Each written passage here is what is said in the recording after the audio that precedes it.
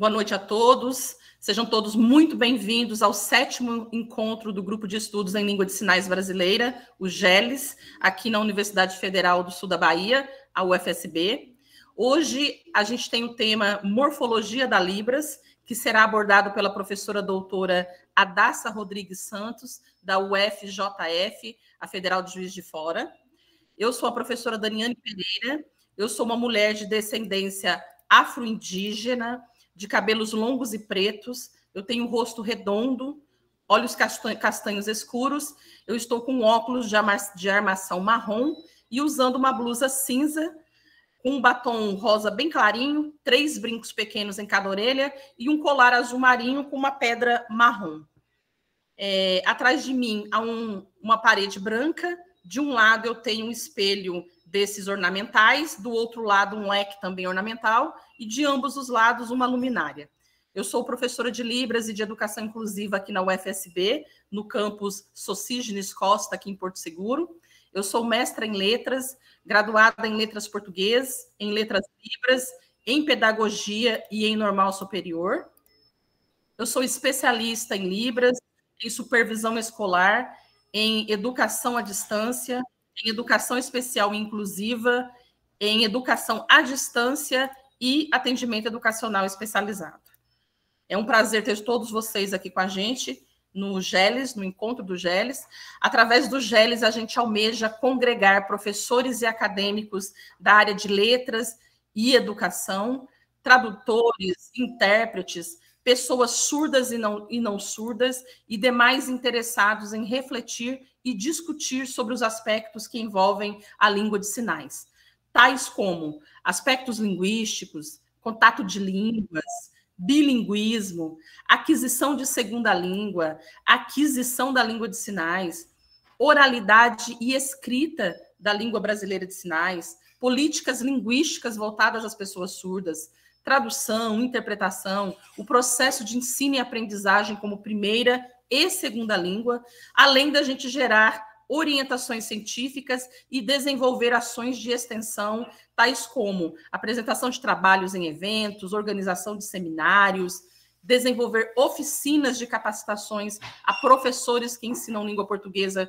para alunos surdos, cursos de Libras, cinema comentado, ofertados tanto a discentes, a servidores, a comunidade em geral, como a gente vai ver que ocorre com o decreto 5626, lá no artigo 14. Ele vai dizer que as instituições de ensino, principalmente as federais, elas devem estar atuando no uso e na difusão da língua de sinais.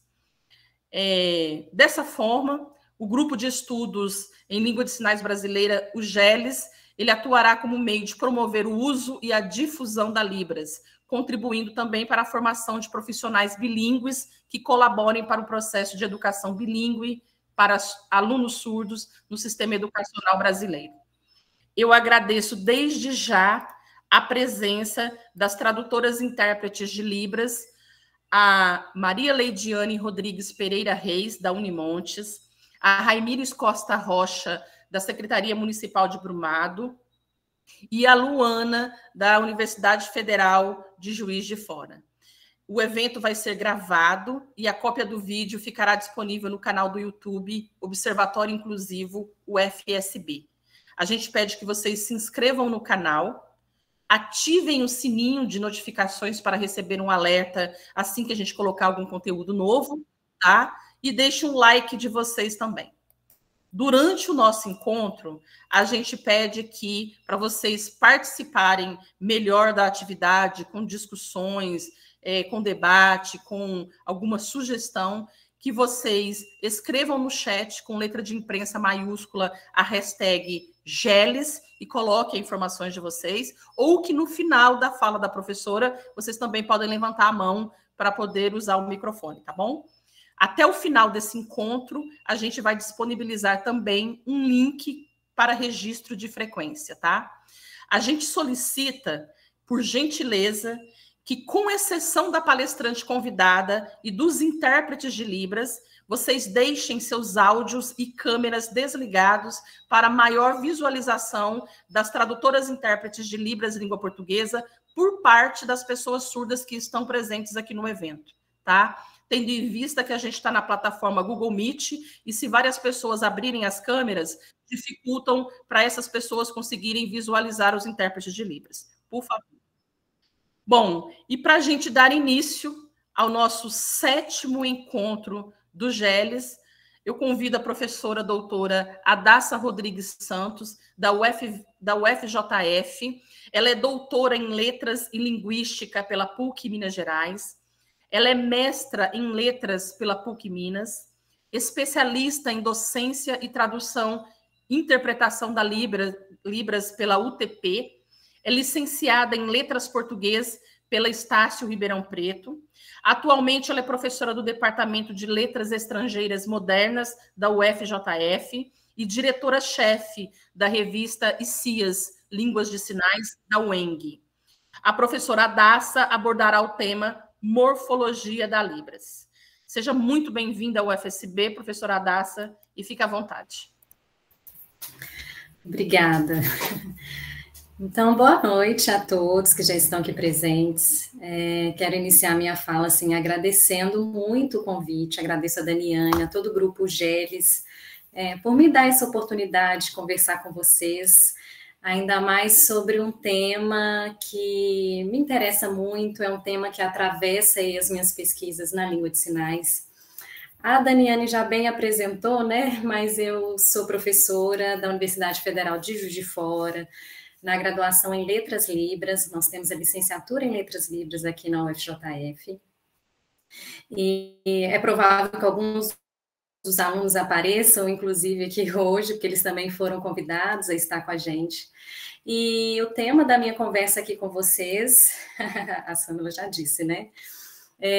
Nós vamos conversar sobre morfologia, né? Não sei quantos de vocês aqui são da área de estudos da linguística, de língua de sinais, quem tem interesse por esse tema, mas eu já digo para vocês que é um tema apaixonante, viu? Vou puxar a sardinha aqui para o meu lado, que estudar morfologia é um barato, é muito bacana, e a morfologia das línguas de sinais, ela tem peculiaridades que para os estudos da linguagem, de maneira geral, isso endossa, né, os estudos da linguística com fenômenos que são verificados na língua brasileira de sinais e nas línguas de sinais de modo geral, tá? Então, eu também queria já agradecer, para não esquecer, as intérpretes que estão deixando acessível que esse nosso momento, e a gente vai conversar sobre alguns temas que eu considerei mais interessantes para a gente fazer aqui nesse bate-papo, né, nessa roda de estudos, e que estão diretamente vinculados com a morfologia, né, de língua de sinais. Mas aquela pergunta básica, né, gente, o que é morfologia? Para quem está aqui, né, veio assim interessado, mas de fato nunca estudou morfologia, né, porque é um campo de estudo bastante específico mesmo, dentro dos estudos aí da linguagem, e nem sempre a gente se depara, né, com esse tema nas nossas leituras, a gente escolhe um objeto de pesquisa, não é isso? E cada um vai se dedicando mais aos temas que têm mais interesse, mas a morfologia, e se tratando aí da língua brasileira de sinais, ela é interessante a gente em algum momento se deparar com ela, porque ela vai fortalecer, com certeza, as pesquisas, né, que se fazem tanto na língua brasileira de sinais e em outras línguas sinalizadas. A morfologia, então, gente, se a gente fosse assim definir de forma muito genérica e direta, é um dos níveis da linguagem, não é assim? Todas as línguas naturais, e isso eu tenho certeza que vocês já ouviram, né, já estudaram, elas podem ser descritas em níveis, né, de análise em que a gente consegue ali descrever alguns fenômenos, né, da linguagem. Quais são esses níveis, né, que a gente sempre ouve, está acostumado a se deparar com eles? A fonologia, não é assim? Então, as línguas elas podem ser descritas a partir de aspectos fonéticos, fonológicos, a morfologia, a sintaxe, mais qual? Quem aí vai me dar cola? a semântica, vocês podem usar o chat, tá, gente, nesses momentos, e a pragmática, né? Assim, então, de modo geral, todas as línguas podem ser descritas sob esses aspectos, né, que são aspectos estruturais da linguagem, sendo fonologia, morfologia, semântica, sintaxe semântica e pragmática, né, de modo assim bem genérico. A morfologia, então, é aquele campo de estudo que vai trazer informações que estão relacionadas, vou passar o slide aqui, né? Que estão relacionadas ao significado, né? A como o falante atribui sentido e significado às unidades da sua língua. Antes, né, ou no nível mais superficial da língua, estaria a fonologia. A fonologia, ela vai dizer para nós quais são aquelas unidades mínimas, não é assim, que constituem toda e qualquer língua, que torna essa língua possível, né, de ser dita de forma concreta. Então, nas línguas orais, né, nesse viés aí fonético-fonológico, a gente vai ter o som, né, que ele vai ser articulado, que ele em algum momento vai sair desse indivíduo e vai tomar forma no mundo, que é a partir de ondas sonoras, né, assim, e toda aquela coisa que a física apresenta para a gente. Mas nos interessa as línguas de sinais. E as línguas de sinais, elas também são possíveis de serem descritas nesses aspectos mais estruturais e articulatórios. Se vocês derem uma olhada aí para o que eu projetei para vocês, todos aqui, né? É provável que todos que estejam aqui, que se interessam pela língua de sinais, conseguem identificar o que essa imagem representa, né, gente? Quem pode me dizer aí no chat o que representa aí essa imagem? Ela está nos dizendo sobre o quê? Um segundinho aí. Quem vai ser o primeiro? Olha lá, essas abreviações que eu coloquei aí, elas remetem a vocês alguma coisa? Esse CM, lá, a Daniane respondeu, a Samela, né? Parabéns, né, Samela? Ia puxar a orelha se o aluno do Letras Livres não respondesse. Mas é isso, gente. Quando a gente bate o olho assim, a gente já sabe que ali está nos dizendo daqueles parâmetros, né? Que desde o curso mais básico de Libras que a gente faça, a gente vai se deparar com eles, né? Com essa descrição das unidades que formam um sinal, né? Assim, aquela pergunta lá do curso de Libras, como que os sinais são formados? Aí todo mundo responde, com 5 parâmetros, né? A gente, de forma mais básica, a gente acaba aprendendo, né? A Daniane incentivando vocês a participar. Aprendendo que as línguas de sinais são constituídas por essas unidades, né? Os chamados parâmetros, unidades paramétricas, e de fato isso é real, né? Existem grupos, né, de unidades menores. Quais são eles, né? A forma que a mão vai tomar na articulação do sinal, se a orientação da palma vai estar virada para uma direção ou outra, se ela vai ter toque em algum lugar do corpo ou não, né? O que seria a locação, se esse sinal vai apresentar ou não movimento, e se a gente vai ter outros articuladores ali envolvidos que não as mãos, né? Ou além das mãos, que pode ser bochecha, o próprio corpo, na articulação do sinal, né? Isso eu trouxe para vocês porque a gente geralmente olha para os parâmetros como unidades articulatórias ou do nível da fonologia, ou seja, aquelas unidades mínimas que os sinais podem ser decomponíveis. E, de fato, são elas que constituem, né? Se a gente pegar um sinal como casa e a gente for descrever esse sinal, a gente vai encontrar uma forma de mão, né? Uma configuração de mão ali bem definida, a palma vai estar orientada, né? Numa direção específica. Casa geralmente não tem movimento, né? Assim, ele é articulado aqui, a gente não fica fazendo, né, com movimento. E expressão na manual também é provável que nessa forma mais direta a gente não utilize expressão, né, de face, nada para dizer casa. Acontece que, né, vamos agora tentar fazer um link com a morfologia. Esses mesmos parâmetros, em algum momento ou em outro nível de análise, eles podem ser observados, né, sob o olhar da morfologia. E o que a morfologia está interessada em perceber nesses parâmetros? Que momento uma configuração de mão ela ganha significado, né?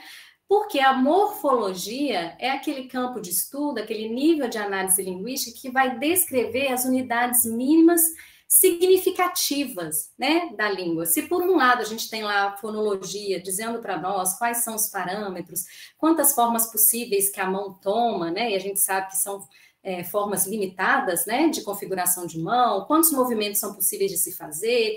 A fonologia não está interessada em significado, mas quando a gente faz uma análise morfológica, a gente está interessado nessas partes menores, nesses parâmetros, e quando esses parâmetros vão ganhar significado, sentido para o falante daquela língua, né? Pensando aqui em línguas orais, se a gente fala, por exemplo, casa, né? Casa mesmo, do português, uma palavra em português, em que momento, né, essas unidades mínimas de som, né, o c, o a, o z e o a, em que momento que eles ganham significado para o falante do português? Da mesma forma, esse é o tipo de pergunta que quem vai estudar morfologia de língua de sinais deve se fazer. Em que momento uma expressão no manual ela tem significado? Se eu fizer aqui, né, chegar para conversar com vocês em Libras, em algum momento eu fizer isso aqui para vocês, eu vou até chegar bem pertinho da minha câmera, se eu fizer assim, ó. Vocês atribuem sentido a essa minha expressão? Eu estou numa expressão neutra e se eu faço isso? Tem algum sentido aqui, gente? Parece que sim, né? Então, a Leia disse, sim, né? O que seria, de forma mais literal, né? Com certeza não é uma expressão de tristeza, né? Se alguém fez esse movimento de boca, né? Tem um sentido, né? Convencionado por trás desse movimento, o Enoch disse de contente, né?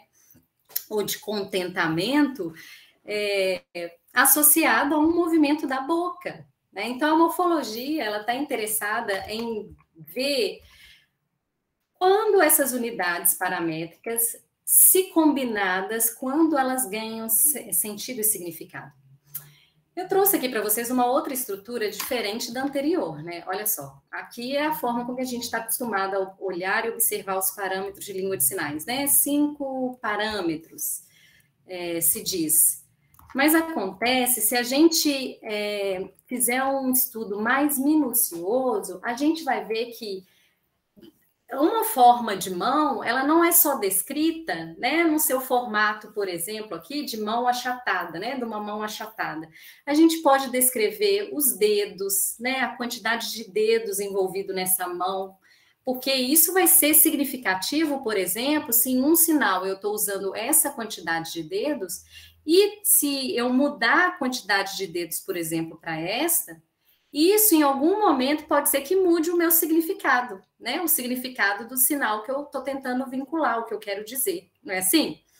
Então, às vezes, alterações mínimas de um parâmetro, como é a configuração de mão, pode trazer mudanças significativas, né? Mudanças de sentido.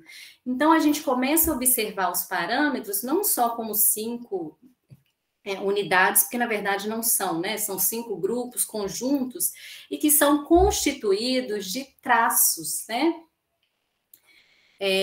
De traços e que podem ser, que são características mais específicas daquilo que ele representa. Então, o grupo, como configuração de mão, ele vai ter traços, né, de quantidade de dedos, se os dedos estão flexionados ou não, né, se eles estão todos assim retinhos, ou se eu tenho flexões desse tipo.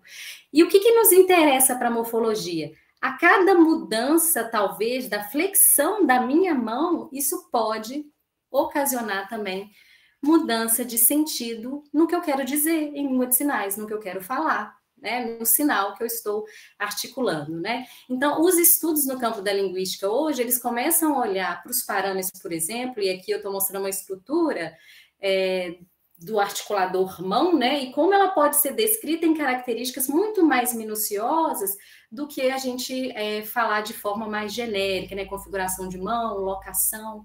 Locação, quantas locações possíveis o sinal pode ter, né, no corpo do falante, inúmeras, né? Pode ter cabeça, bochecha, ombros e muitas outras, né? Então a gente precisa começar a dar um salto a mais nesse nosso estudo das línguas de sinais, considerando que há informações mais minuciosas para além daquelas que a gente está acostumado, né?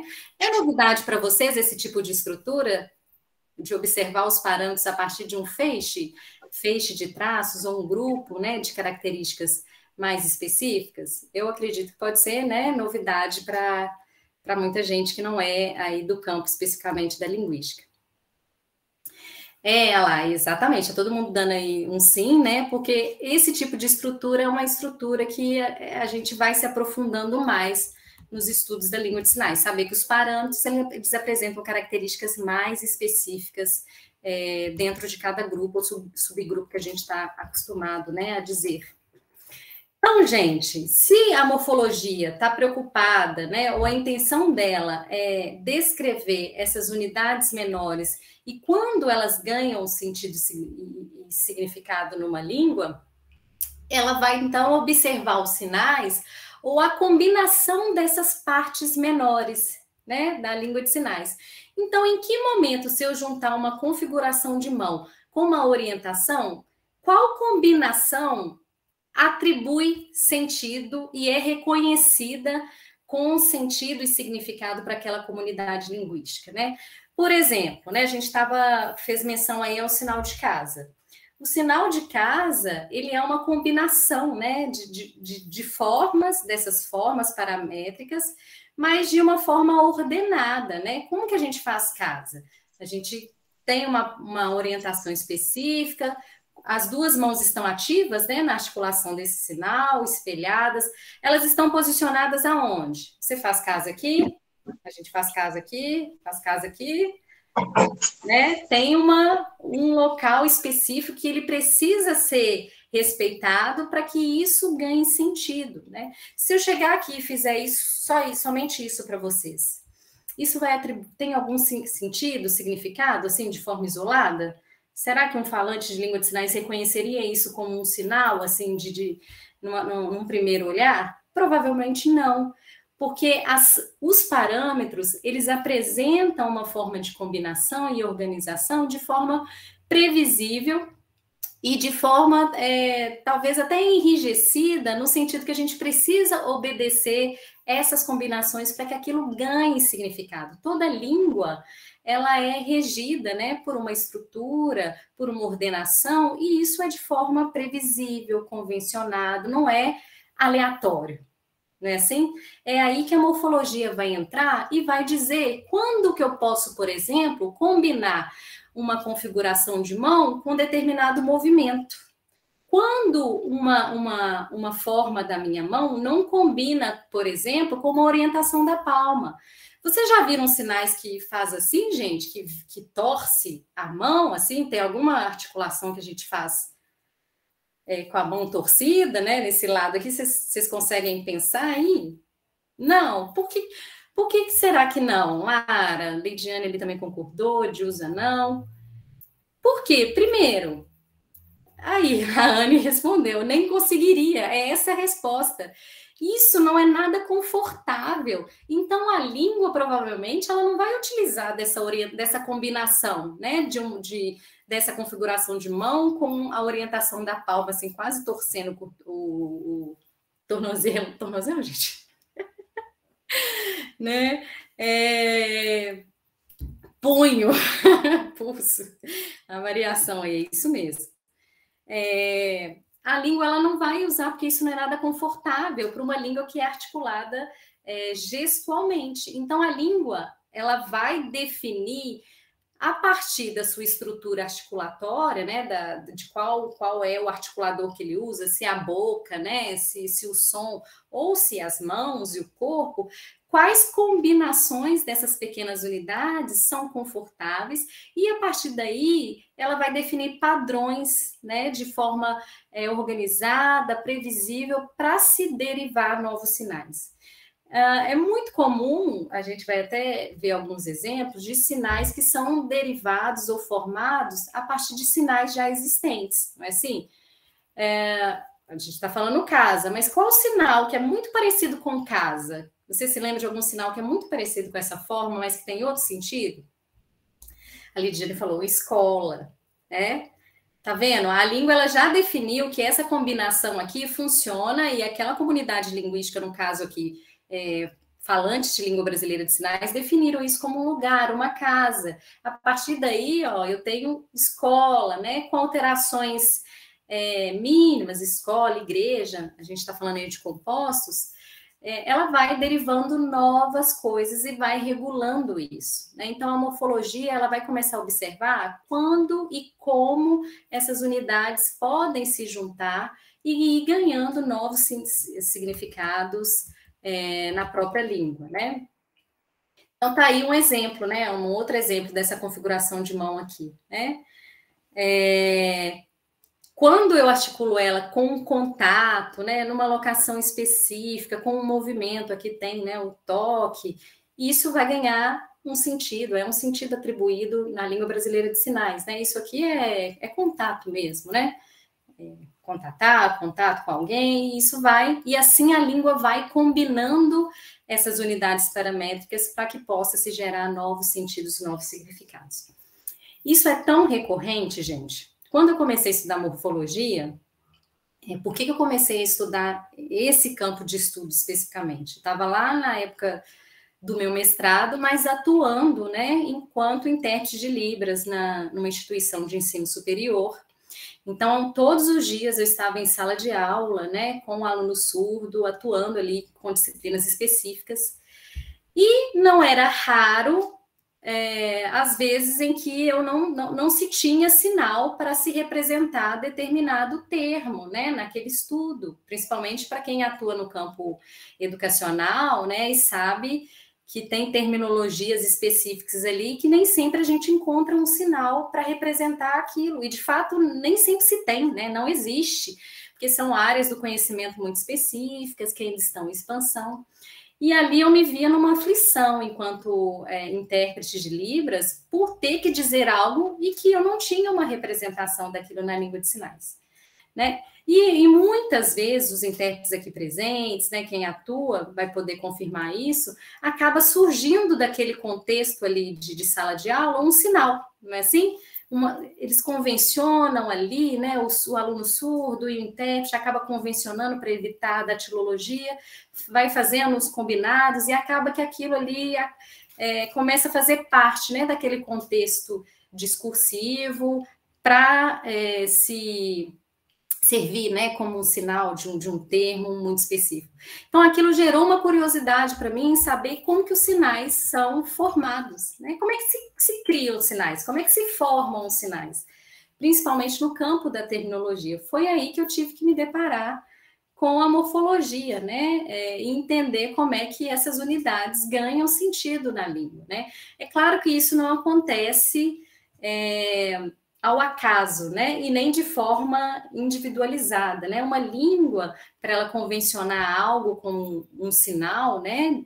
Parte daquela estrutura linguística, isso vai demandar um compartilhamento, uma convenção, né, daquele sinal e uso em determinada comunidade linguística por um bom tempo.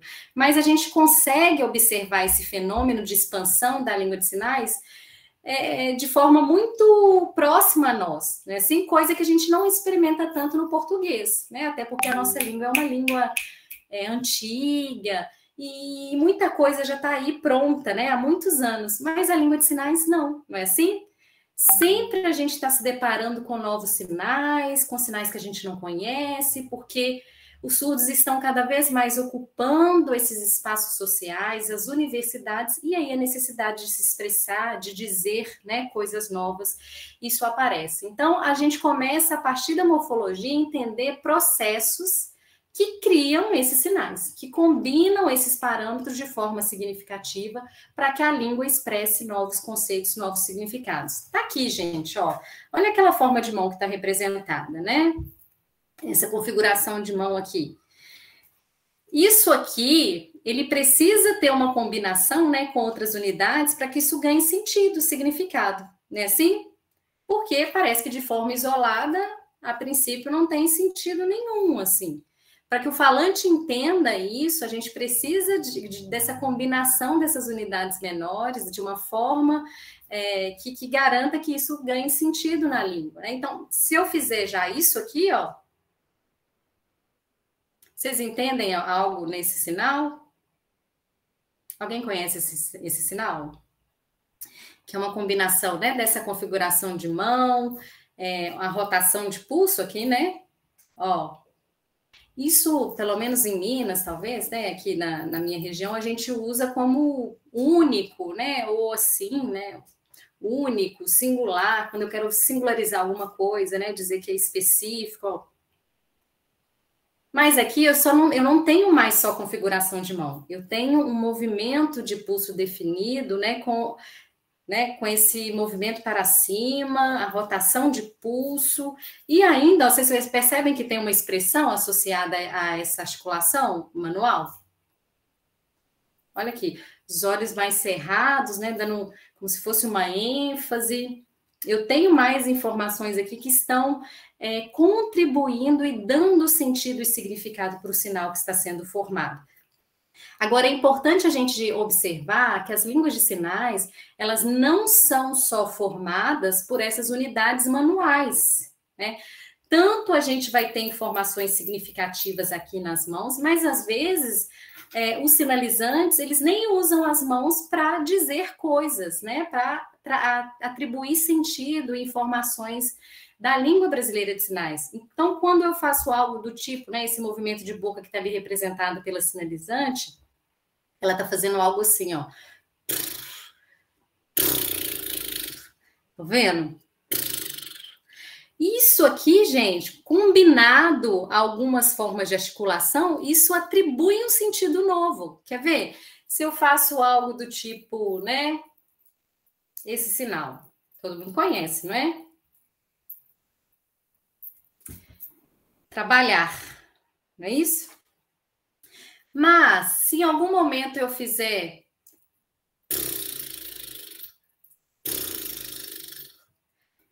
vocês concordam comigo que tem informação nova sendo acrescentada, né, a esse sinal pelo movimento de boca que foi feito?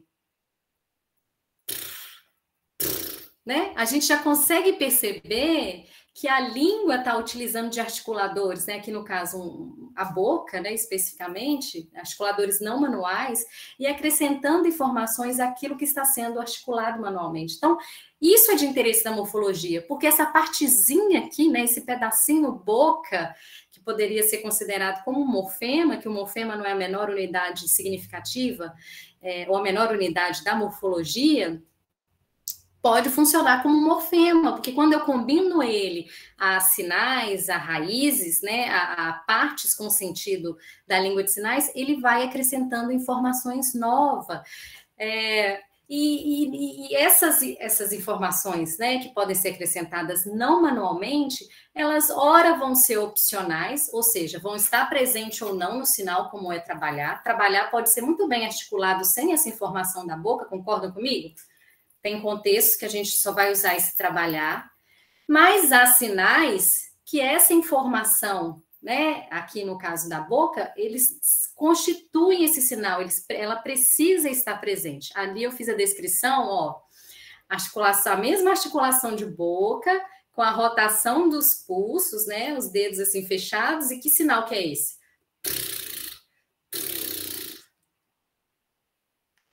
Moto. Tá vendo? Aí ela já está funcionando como uma unidade, né, um morfema ali que está constituindo e está necessariamente presente para a articulação desse sinal. Em outros momentos, gente, deixa eu passar aqui. Essas unidades, então, elas vão ser obrigatórias, em outros momentos elas vão ser opcionais. Então, a morfologia, ela vai nos dizendo, inclusive, o que seria um afixo, né? Algo que vai se juntar a essa parte já formada e vai acrescentar significado de negação, de intensidade, né, e outras informações relevantes para a língua, ou quando aquilo pode ser feito de forma opcional numa articulação. Então, olha aí, um exemplo da língua de sinais holandesa, isso para mostrar que não só, né, a língua brasileira de sinais apresenta esse tipo de fenômeno. O sinal de tentar, né, ele é articulado necessariamente com esse inflar de bochechas. E a gente tem exemplos semelhantes em Libras, né? O contrário, o sinal de emagrecer. Como a gente faz? Ou magro, né? Necessariamente a gente precisa fazer esse inflar, né, das bochechas, quando a gente faz esse sugar. A intérprete fez ali, né? Não tem como eu dizer isso em língua de sinais sem essa articulação da boca, né? Assim, ela necessariamente está presente.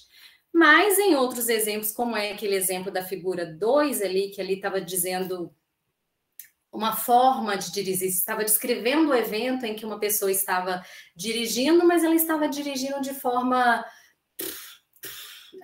não muito preocupada, estava ali, né, aproveitando o momento de dirigir, vamos dizer assim, só.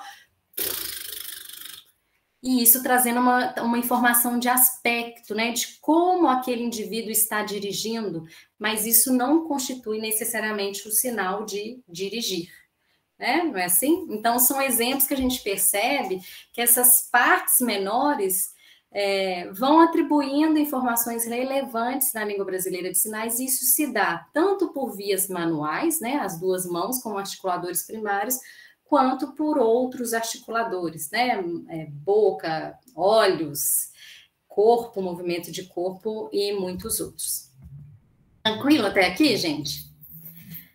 Agora, uma diferença substancial para a gente pensar de morfologia de línguas orais para a morfologia de língua de sinais, né? É claro que as línguas sinalizadas, elas vão apresentar características, né, na sua maioria, muito semelhantes àquelas que são verificadas nas línguas orais, né?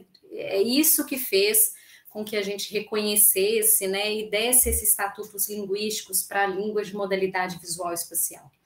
Mas se observa que línguas orais, o português, por exemplo, né, a nossa língua, quando ela vai juntar partezinhas pequenas, e essas são partes de sons, né, unidades mínimas de sons, e aquilo vai derivando novas palavras, essas partes são juntadas de forma assim linear, uma após a outra. Então a gente tem uma palavra como papelaria do português, né? Papelaria. Se a gente decompor, né, cortar assim, partes menores, a gente consegue perceber aonde que tem sentido e significado já atribuído, né? Assim?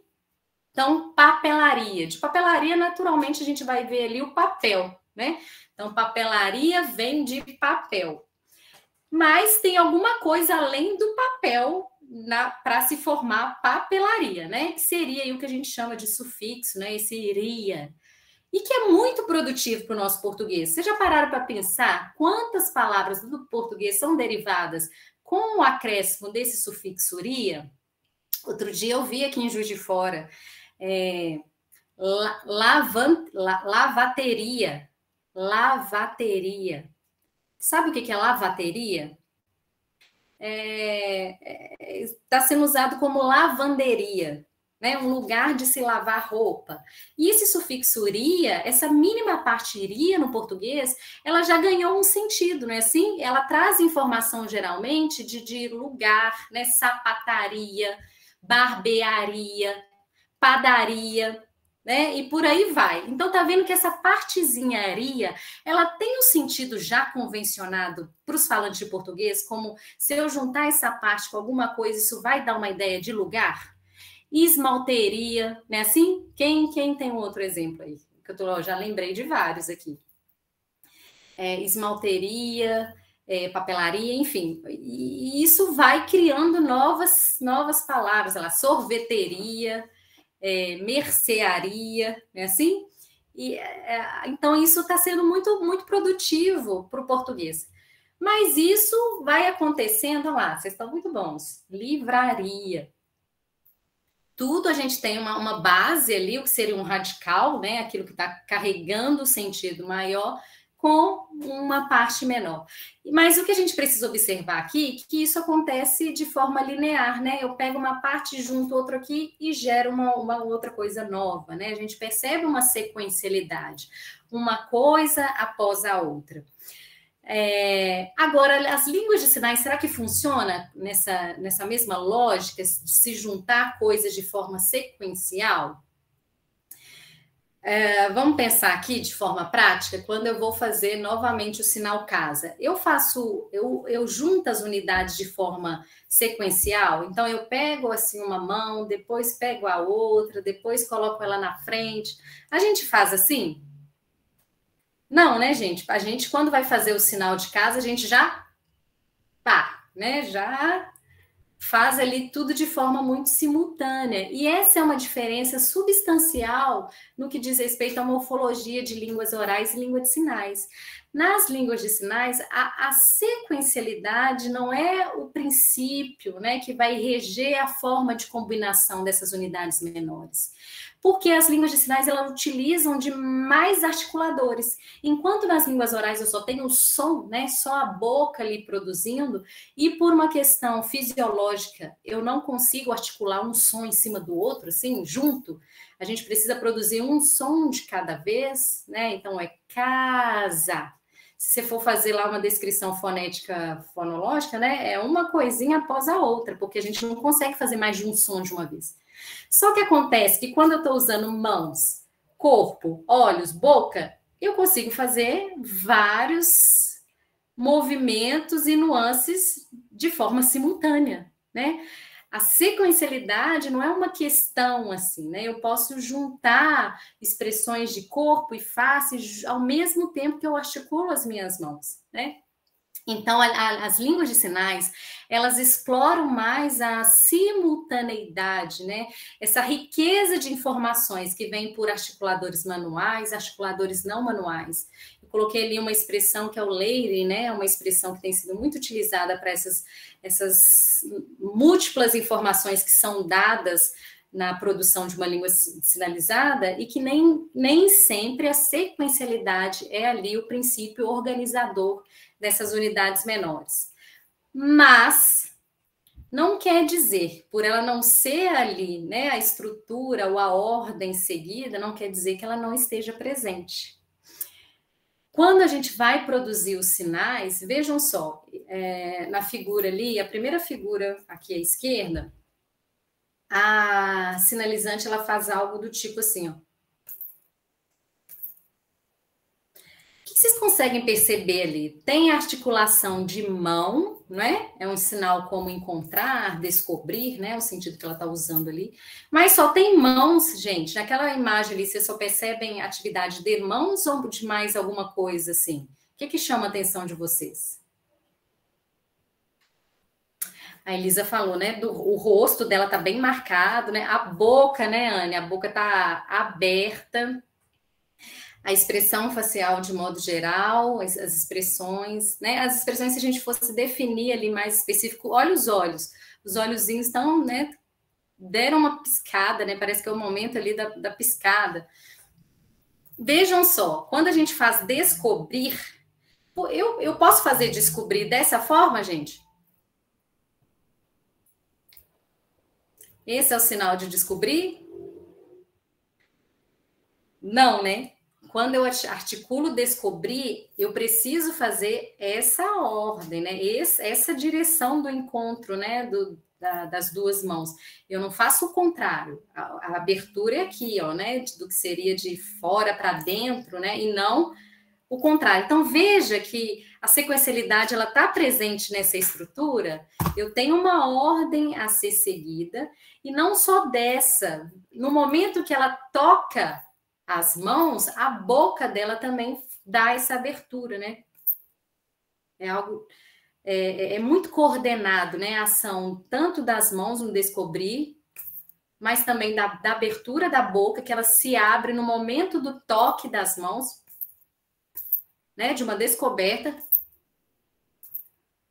E se a gente for fazer uma análise mais minuciosa, a gente também vê a atividade dos olhos, talvez ali um piscar dos olhos também coordenado com atividades da mão. Então, essa é uma característica muito interessante, né? Quando a língua de sinais está ali formando as suas unidades significativas, né? Os sinais, as frases, isso é de forma coordenada, tanto atividades de mãos e de face, né? Do corpo como um todo, há uma harmonia entre esses articuladores, manuais e não manuais, né? Eles se combinam de forma muito harmônica, porque isso é a estrutura, né, visual espacial. Veja um outro exemplo também, que nos dá essa ideia, né, dessa coordenação de atividades de mãos e atividades não manuais. Ali era uma frase como adquirir, né, esse sinal aqui, ó, e ela usa essa expressão, ó. Então, esse sugar, né, das bochechas, esse suflar, né, de bochechas, ele ocorre na mesma medida em que as mãos estão se fechando, né, como se fosse sugar algo mesmo, adquirir, no caso era quando eu comecei a adquirir a Libras, né, era essa frase. Olha, isso é muito coordenado, ó. O sugar da bochecha vem no mesmo momento em que as mãos estão, né, se puxando, né, puxando algo, né, dá essa ideia, né, de adquirir a língua de sinais, tá? Então, as línguas de sinais, elas têm essa estrutura, essa coordenação de atividades manuais e não manuais, e que esses articuladores diversos, de forma harmônica, eles vão criando e acrescentando novas informações àquilo que está sendo dito pelo sinalizante, né? Isso é muito interessante da gente se observar. Isso, gente, rapidamente para dizer para vocês também que a língua ela sempre tende a ser mais econômica, não é assim? A nossa gramática, né, a linguagem humana, ela é um sistema muito eficiente. A gente tenta cada vez gastar menos, né, fazer mais com menos, né, com o que já tem disponível ali da língua. Então, é natural que muitas coisas se derivem, né, novos sinais se derivem a partir daquilo que já foi posto, que já está pronto, e a língua vai se expandindo, né, de forma muito produtiva a partir de um fenômeno, por exemplo, como derivação. Então, se eu tenho um sinal já posto, a alteração de uma dessas unidades mínimas, né, aquelas unidades paramétricas, pode ir gerando novos significados. Olha ali, sinal de perguntar, gerando pesquisar, né? E qual a alteração que se teve aqui, gente? De pergunta para... O que mudou de um sinal para o outro? Movimento, né? Assim, nenhum eu tenho só um movimento. E se a gente for fazer um compilado, a gente tem vários exemplos de como a língua vai expandindo, né, a partir de derivação. Então, eu tenho árvore, floresta, né, ensinar. Aqui, ó, esse sinal que a gente começou a usar muito, né, na época de pandemia, né, no ensino à distância, educação à distância. Isso é um recorte do artigo do professor André Xavier, que ele traz esses fenômenos de formação de sinais com essas imagens. Dinheiro, e aqui eu tenho dinheiro e rico, não é assim? E qual que é a mudança que teve aqui para se derivar essa ideia de riqueza, do rico? O que mudou aqui? A quantidade de mãos. Olha só, eu tenho a duplicação de mãos aqui, né, fazendo o mesmo movimento, e essa duplicação do uso de uma, né, da outra mão, isso gerou, o Enoque falou, foi adicionado mais uma mão. Gerou um novo significado, né? Magro, emagrecer. Eu até indiquei para vocês um texto, né? Quem teve acesso aí? Eu acho que o pessoal mais do grupo de pesquisa, que eu compartilhei para vocês, né, darem continuidade, aí se aprofundarem nos estudos, um artigo que chama Derivação de Pares, Nome e Verbo em Libras, né? E como isso é recorrente e é produtivo, né? A gente derivar de algo que é lido como nome, no caso de magro, e aqui virar, né, essa ação de emagrecer, né? De emagrecimento, enfim. Aqui só são exemplos para vocês. tanto, né, a mudança dessas unidades mínimas e a derivação por campos semânticos comuns, né? Então, se eu tenho um sinal como esse aqui, né, o sinal de curso, não é assim? A partir dessa combinação, né, de locação específica, movimento, eu vou derivando outras coisas, né? De curso, a gente tem, já viram esse sinal que São Paulo usa muito, ó. Oficina, acho que aqui usa assim, oficina, ou oficina, né, ó. Mini curso. Então, ó, eu tenho um campo semântico aqui que é de atividades acadêmicas, né? Curso, oficina, ali a gente tem pós, mestrado, doutorado, né? Assim? Então, tá vendo que essa combinação aqui dessa alocação de mão, mais esse movimento, e aqui a alteração é de uma única unidade. Qual é?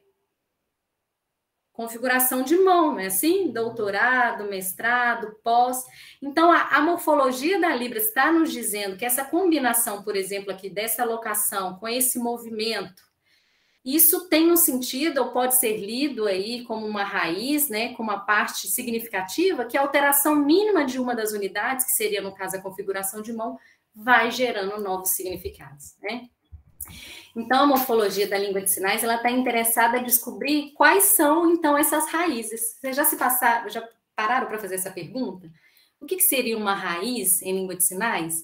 Qual é aquela parte que está carregando o sentido, que se alterar ali, aquilo vai mudar, de fato, o significado do sinal que for veiculado? Né? Então, nos estudos hoje atuais, né, de morfologia da língua de sinais, a gente está tentando descrever, né, quais são esses padrões de formação, né, o que eu posso combinar de configuração de mão, de orientação, como que isso vai acontecer, e principalmente quando essas partes carregam o significado que está sendo vinculado, a informação que quer ser dita pelo falante. O que vai acontecer, então, é juntar raízes com o que a gente vai chamar de traços, né? Com informações de número, de gênero, de grau na língua, que vão ser dadas também de forma da articulação de parâmetros, que também podem ser vistos como traços. Mas isso vai ser conversa para outro encontro, tá, Daniane?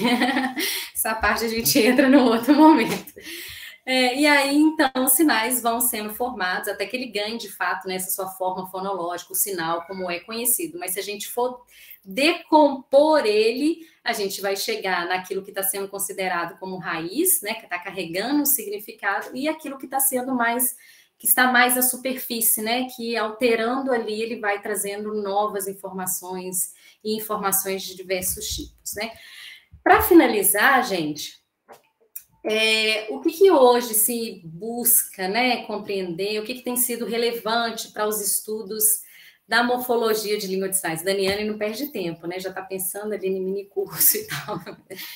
Quando a gente vai fazer análise morfológica, né, e aí eu espero despertar esse interesse em vocês de estudarem mais morfologia, a gente quer entender, por exemplo, o que seriam essas partes, né, que são mais rígidas, que não se alteram, no caso as raízes, como a gente está acostumado lá do português, e aquilo que é afixo, né? Aquilo que eu vou adicionando e vou acrescentando informações, como aquele movimento de boca que eu dei o exemplo para vocês, né? De tem um sentido aqui como se fosse aquele iria do papelaria, né? Que eu vou adicionando os sinais e isso vai dando sentidos, né?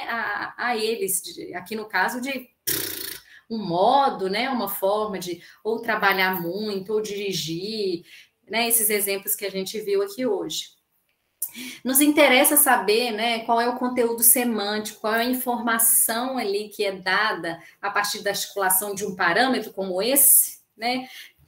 Quando que isso aqui ganha sentido e significado? Tem semântica aqui? Tem sentido e significado nessa forma aleatória? Ou nessa, ou numa orientação específica da palma, ou um movimento? A gente sabe que existem, né? As análises mostram que determinados, por exemplo, movimentos, eles são combinados para vincular, por exemplo, informação de... rápido, por exemplo. Eu posso fazer rápido, mas eu quero dizer rapidamente. Tá vendo? Isso é rápido, né? Quando eu faço assim, ó, é como se fosse, né, esse rapidamente, olha. tem esse movimento aí constante, né, que a gente pode descrever ele de alguma forma, ele é produtivo e regular para trazer esse tipo de informação, né? E quais são os padrões, né, de derivação, de formação de novos sinais? O que se junta ao quê? Toda a língua, gente, os estudos linguísticos estão interessados em descobrir regularidades, porque a língua é um sistema, né, estruturado, regular, com regras, não é algo ali aleatório, né? Então, a morfologia vai estar interessada em descobrir esses padrões de formação de sinais, como e quando eles são combinados, né? Qual é a forma de se criar novos sinais. Vocês deram exemplos aí de muitos sinais que são compostos, né? Que eu junto já duas partes prontas, o que as duas partes carregam sentido e juntando elas vão ter um sentido novo, né? Isso é da morfologia, né? E tantas outras discussões que eu tenho certeza que já despertou aí em vocês, e agora vocês vão me dizer se ficou aí algo, né, que passou desapercebido, que vocês gostariam que eu repetisse ou respondesse. Então, esse é o momento que eu vou abrir para vocês me darem esse feedback, colocarem suas perguntas, tá? E encerro aqui essa fala com vocês.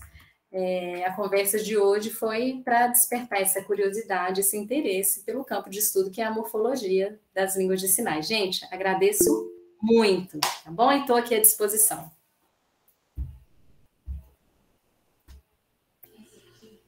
Nossa, foi ótimo. Enoque levantou a mão, pode falar, Enoque.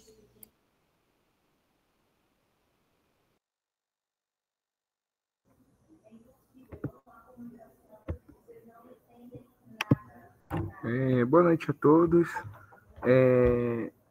Eu tinha uma pergunta para fazer e também eu gostaria de agradecer à Universidade Federal do Sul da Bahia por mais esse encontro e essa oportunidade da gente estar difundindo esse conhecimento que é tão enriquecedor e tão importante para a construção de um Brasil melhor.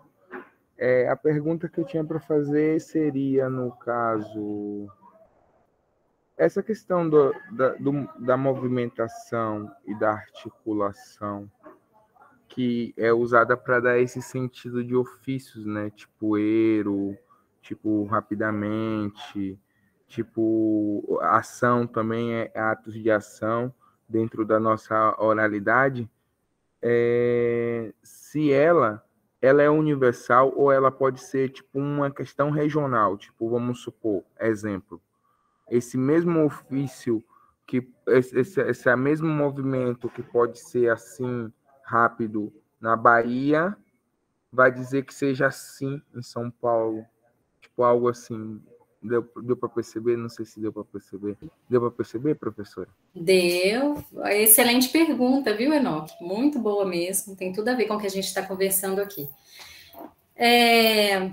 No sentido que a gente está conversando aqui, que é apresentar padrões de formação, né, da língua, isso vai ser comum, compartilhado dentro de uma língua, não é universal no sentido que todas as línguas de sinais vão seguir os mesmos padrões de formação ou de combinação de um determinado movimento ou de uma expressão facial que tem o mesmo significado veiculado a ela. Isso vai variar entre as línguas de sinais, certamente, mas é bem provável que dentro de uma dada língua, no caso a língua brasileira de sinais, esses padrões de formação sejam regulares, né? Que não sejam tão afetados por variações regionais. Lá na fonologia, a fonologia ela é mais afetada, sim, na forma de articulação, quanto às variações, né? Então, eu tenho sinais que são feitos aqui em Minas, que provavelmente aí para vocês, né? Quem está aí na região da Bahia, enfim, isso vai variar, mas na forma articulatória, né? Se eu estou usando... essa variação de casa aqui, né? É muito visível, né? Às vezes a gente faz a casa com a palma toda aqui, o polegar para fora, tem gente que faz o polegar para dentro. Se você fizer aí agora, vê aí, qual que você faz? Isso aqui é um tipo de variação fonológica, né? E é uma variação, né? E não está causando mudança de significado, mas tem gente que faz com o dedo próximo, assim, tem gente que faz com o dedo para fora, né? Isso é um tipo de variação fonológica. Isso ocorre naturalmente até entre não só entre estados, mas às vezes eu faço com a palma estendida, às vezes eu faço com o dedo colado, enfim, né? A gente varia a depender do nosso conforto ali no momento de articulação.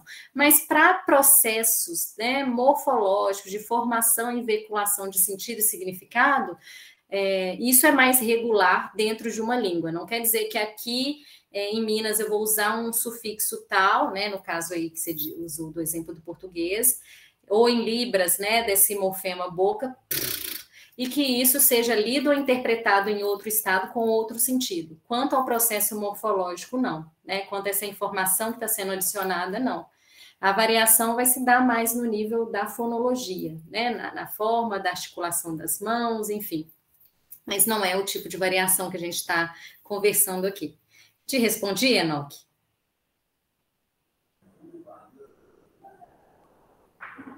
Então, obrigado. Sim, me respondeu. E eu consigo fazer um link com aportes em Saussure, um linguista francês, Ferdinand de Saussure, com essa questão desse sotaque, né?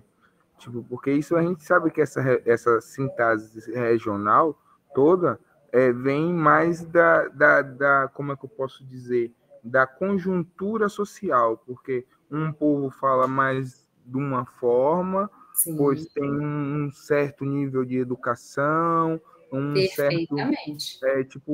Dentro desse aporte que eu faço essa pergunta, eu agradeço a professora por mais essa possibilidade e agradeço a senhora que respondeu e muito obrigado a todos pela atenção. É exatamente isso, Enoque. Eu acho que você pode explorar mais esse estudo, né, da variação em língua de sinais por uma perspectiva da própria variação linguística, né? E aí é Labov, né? Se você quiser ter referência, isso é uma outra parte ali que eu também gosto muito, que aí são características tanto do indivíduo, do lugar que ele vive, da idade, do grupo social que ele convive. É muito provável hoje que se eu chegar num grupo de adolescentes surdos, eu não entenda o que eles estão falando como um todo, porque eles têm um jeito de sinalizar muito típico da idade, né?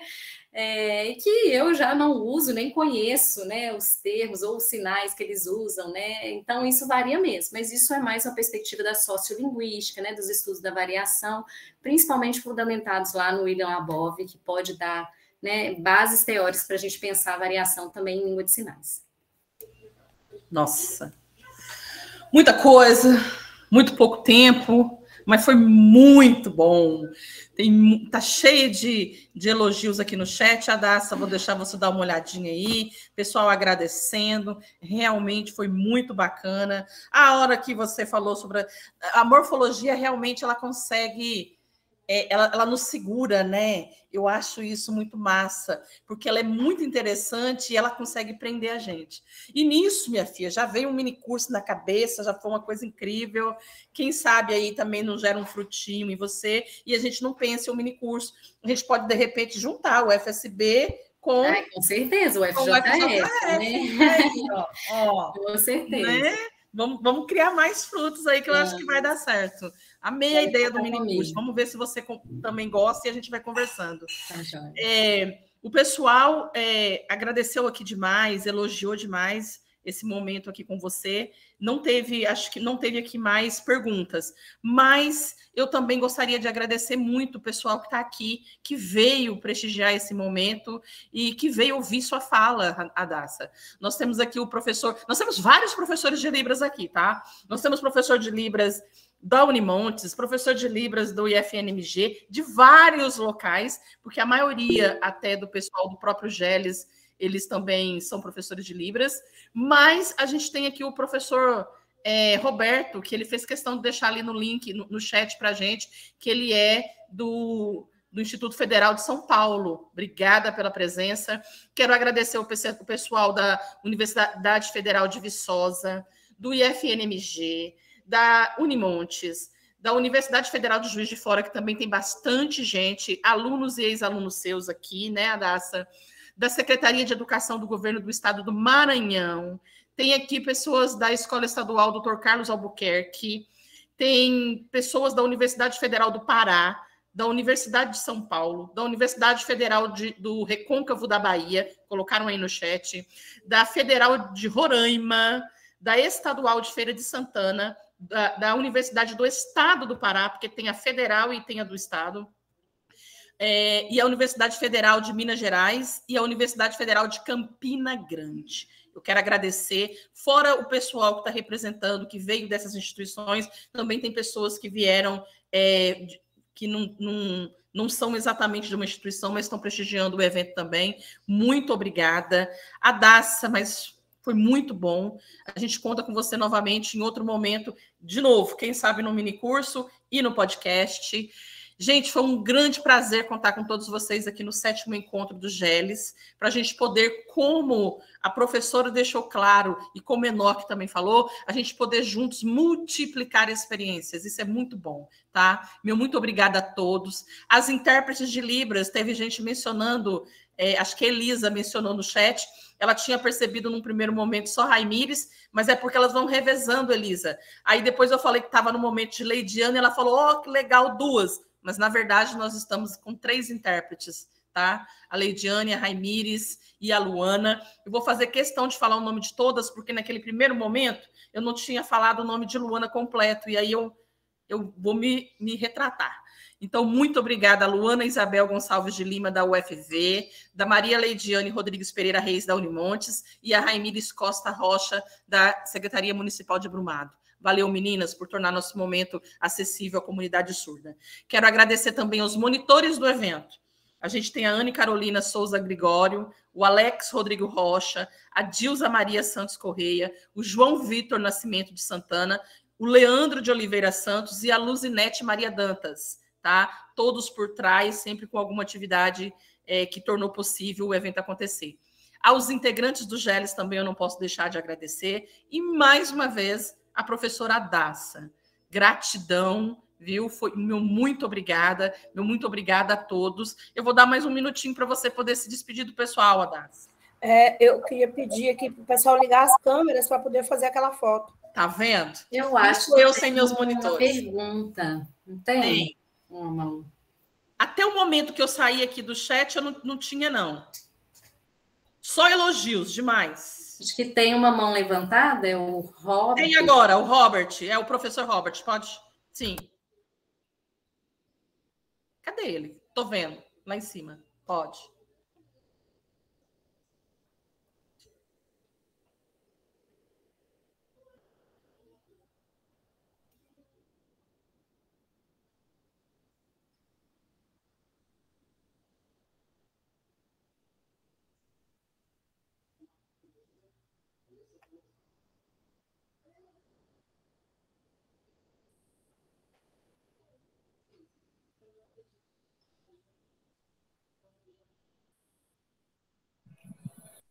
Boa noite, Adilson, pelo seu sinal.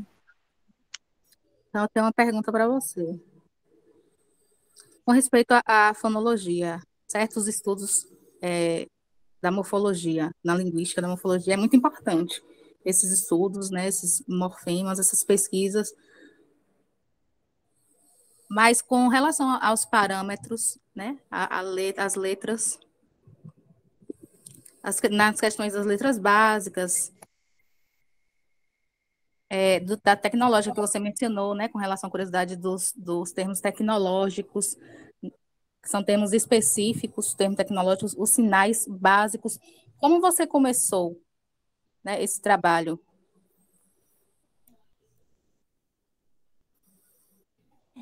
Criação desses sinais tecnológicos, dos termos, como foi feito, como se deu esse progresso na criação desses sinais? Na mudança, né, desses parâmetros, dessas questões.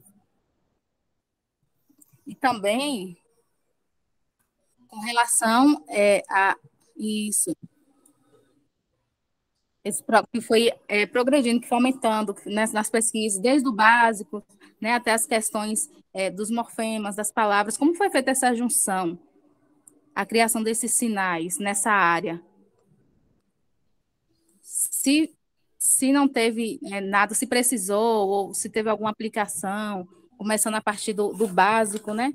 Como isso aconteceu, como foi feita essa junção, como isso se aplicou? Desde o básico até a criação de novos sinais, da junção, dessas variações também. Eu percebi isso na sua explicação, né, com relação aos morfemas. E é verdade, a gente faz essa criação. Também fiquei pensando,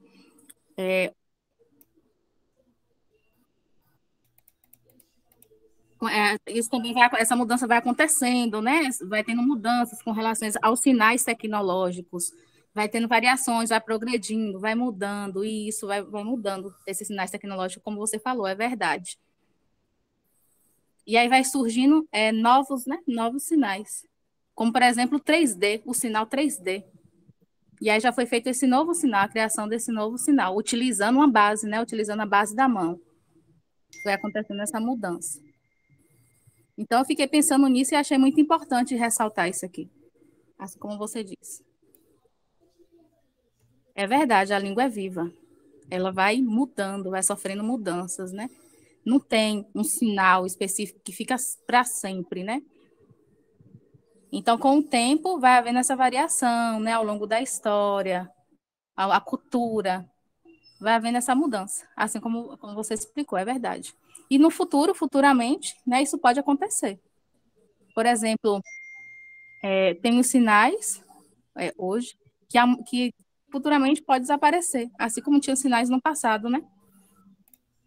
Porque a língua é viva, e aí a gente observa como isso é interessante, né, absorver isso, como é interessante essa criação de novos sinais, que no passado não tinha nada, e aí hoje já é possível, hoje já tem, né? Hoje já foi feita essa pesquisa e foi aumentando, foi ampliando a criação de sinais, né? A gente vai vendo vídeos, e aí futuramente é possível ter essa criação. E aí a gente faz essa junção do que já existia, né, com o que já existe hoje, vai fazendo pesquisas, vai comparando, e aí vai progredindo, vai avançando. E a mudança ocorre variações, várias variações, né? Vários enfoques. É verdade. Interessante que é a criação, né, dos parâmetros que acontece quando Libra são vários, isso é muito interessante, é verdade. Precisa, sim, muita pesquisa, precisa fazer essa catalogação, né?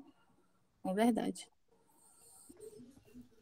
Dos parâmetros, que às vezes, na comunidade, né, é interessante que isso acontece aos poucos, né, essa criação dos morfemas, das palavras, e aí tem novo na área.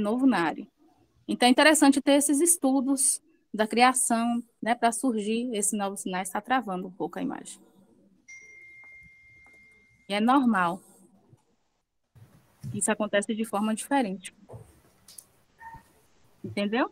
Então, é interessante que tenha essa pesquisa mesmo. É verdade, é muito importante ter esse estudo, né, estudar. Obrigado pela sua palestra. Eu te agradeço. Obrigada. Valeu, gente. Muito obrigada. Obrigada pela presença de todos. Mais uma vez, Adassa. Vou deixar você só se despedir do pessoal agora. Isso, não vou segurar o tempo de vocês, né? Obrigada pela disposição de estar aqui, né? Numa segunda noite. Então, foi um prazer, né? Quem quiser continuar, né, conversando, deixei meus contatos aí à disposição, e-mail, Instagram lá, se for mais fácil, né? Deixa uma mensagem, a gente vai conversando. Se quiserem indicações também de leitura, referência, né, sobre esse assunto, estou aí à disposição de vocês, tá, gente? Um prazer, muito obrigada. Obrigada a todos. A Dilza pediu, só que quem quiser, por favor, abram as câmeras que ela vai tirar uma foto, tá? Para a gente colocar nas nossas redes sociais, por gentileza.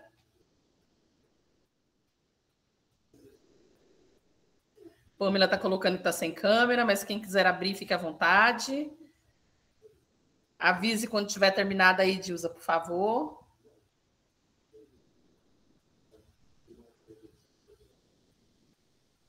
Pronto, prontinho, gente. Obrigada. Gente, mais uma vez, muito obrigada. Uma boa noite a todos. Uma ótima semana, porque a gente só está iniciando. tá? Tudo de bom para vocês. E se eu continuar em conversa com a professora Dácia e ela topar o minicurso, vocês vão ficar sabendo aí pelas divulgações nas redes sociais. A pressão.